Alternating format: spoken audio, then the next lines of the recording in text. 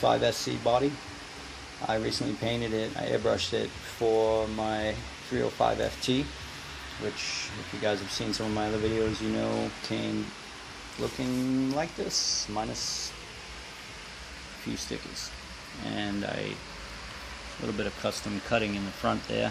I was having some issues with the tire rubbing on some aggressive landings. So yeah, there she is. I'll show you a little bit more in a minute, but I made this video to talk a little bit about what's gone on since the last video. So here she is. And again, this is the Home Depot rigid stand. Works great. I made a little custom jig, cut some holes in it, and it allowed for me to slide those little pegs in there, which are basically nut drivers wrapped with different color tape, and they lock the chassis in real nice. So not much has changed. I had a pretty big issue with the spur gear.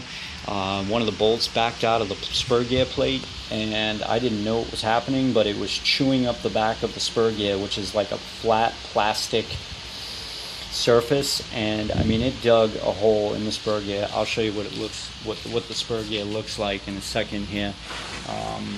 If I still have it, I believe I do, so just bear with me a moment. And I will show you what it looks like. Nope, I did chuck it, so... no, I didn't. This is what the spur gear looks like. It's supposed to be flat. It was originally the same height as the edges. So one bolt backing out of the plate was chewing that to pieces. I can't imagine the strain it was putting on my motor. I ran it maybe 2 or 3 times since upgrading the brake that broke, changing the caliper to an aluminum style caliper with the grub screws that lock those little rods that run perpendicular there or parallel with my finger.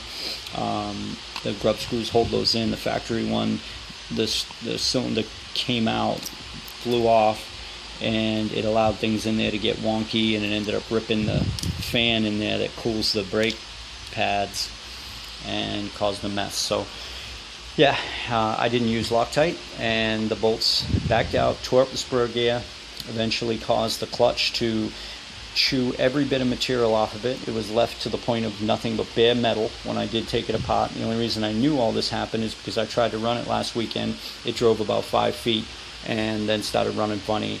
Full throttle, had no power at all. I pulled it all apart. The clutch spring had snapped because of what was going on. X-Max RC on Amazon Prime. The guy is phenomenal. Prices are awesome. I mean, I'll tell you a little bit more about him in a second, but I recommend checking this guy out, especially if you have Amazon Prime. I got my stuff in 2 days. So yeah, I replaced the clutch, 8,000 RPM clutch, got that for like $9.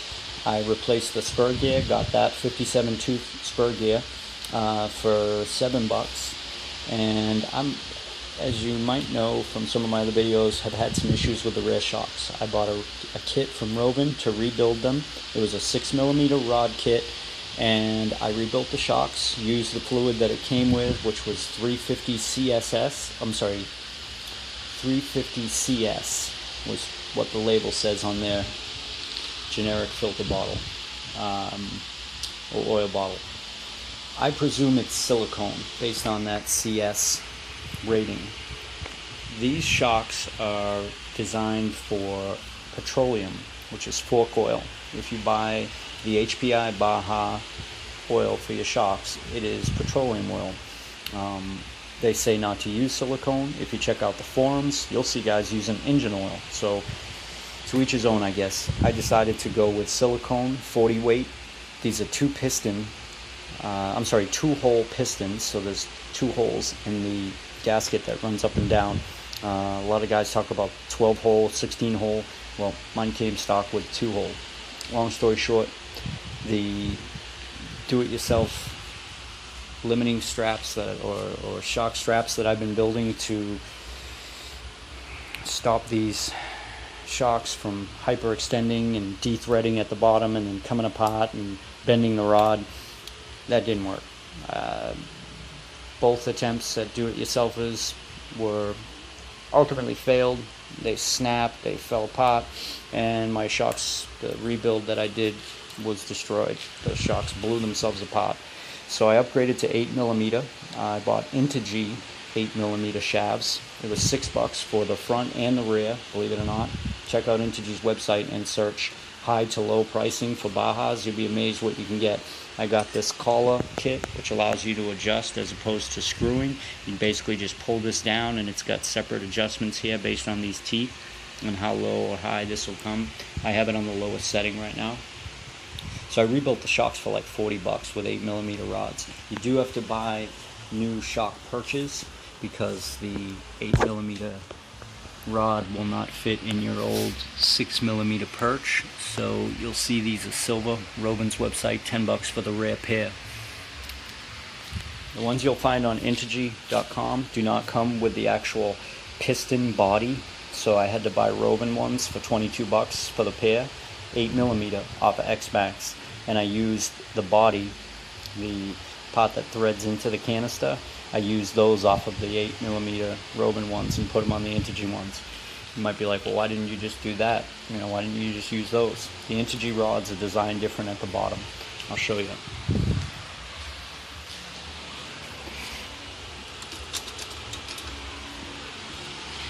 Take these over to the bench.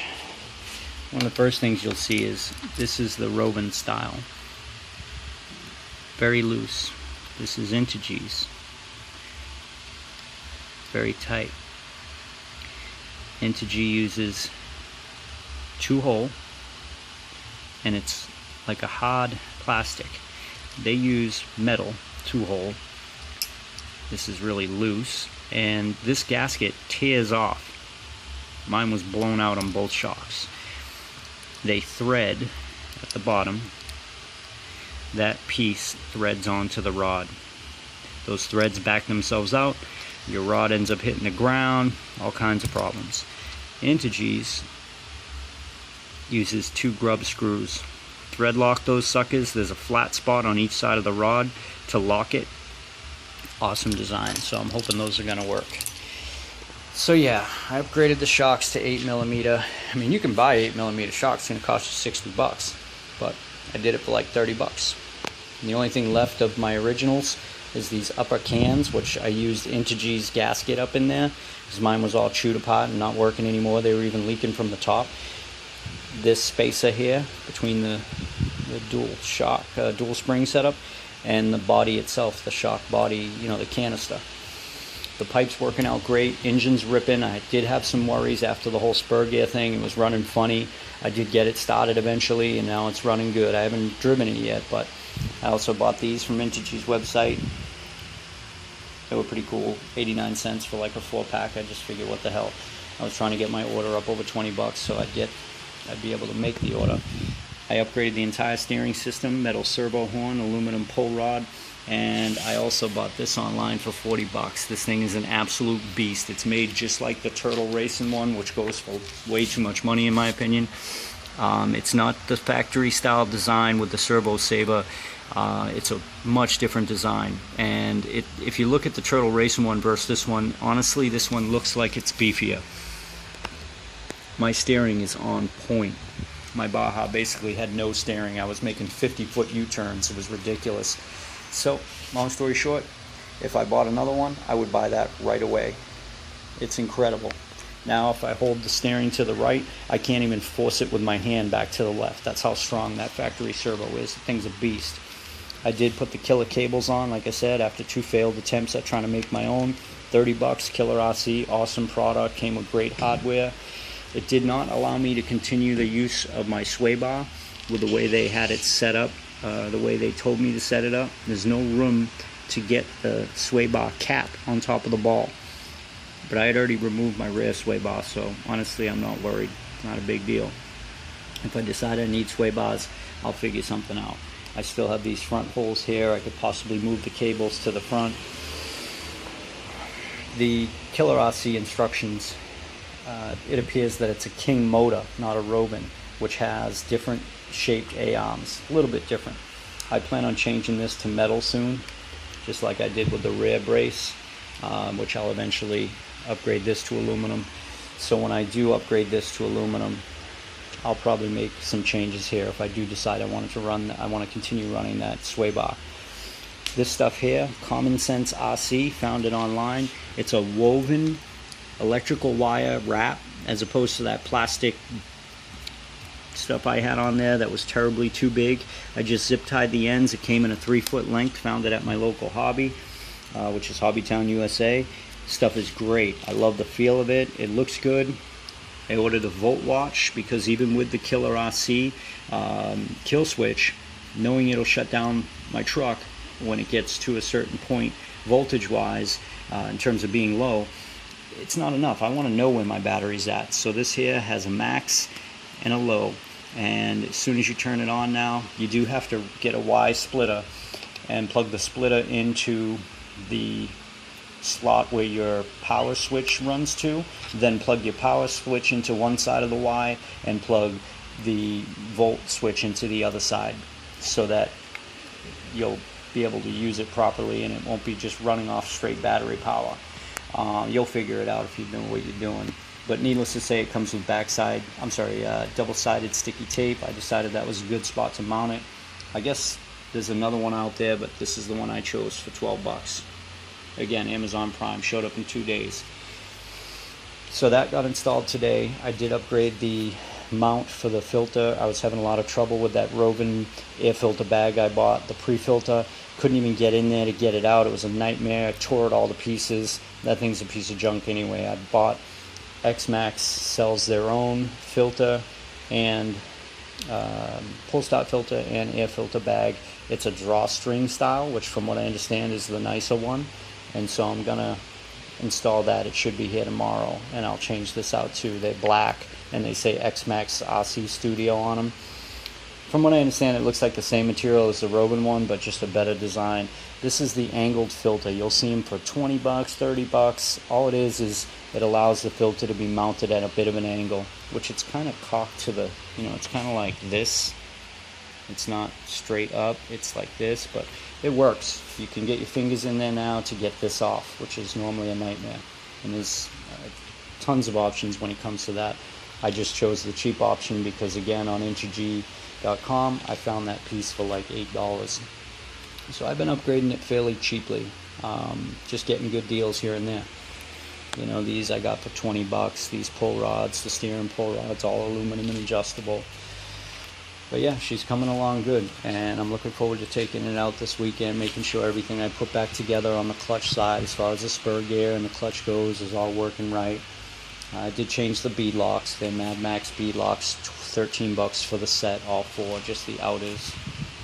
The other ones held dirt behind that edge that they had, and I needed something to kind of match the new paint scheme. Once again, I'll give you guys a close-up on this. I was going to sell it, but I'm too worried about getting ripped off on PayPal with somebody saying they didn't authorize the transaction and keeping my body. I'd lose my mind. I'd spend my whole life tracking them down. So I put a lot of work into this. Used liquid mask and a lot of cutting, and just the paint job itself came from a picture that I had saved for years. It was a calendar. Mustang calendar that I had. I cut the picture out. I loved the paint job, and it was the same exact paint job on a 93 Celine Mustang. So that's where the idea came from. This is the Rovan clear body, so just beware. The stickers are definitely, they don't line up right. I had to do a lot of cutting to get those brake light stickers to look good, and the headlights were, the headlights were fine, but the grille was terrible. I had to do a lot of cutting on that. All in all, though, it came out good. I hope you guys like it. I'm going to mount it once I take the panels off that. I'm going to mount it on top of the Team Chase cage, on top of that, and we should be good to go. Next video, I should be running it. So once again, I'm happy with my truck, guys. If you're contemplating buying a 5th scale Rovan or HPI, I see the guys that do the same upgrades and the same issues. They have the same issues and upgrades with the HPIs, and they spent double the money, so I'm happy with what I bought. That's not to say HPI doesn't make a great product, but Rovan does too. So stay tuned.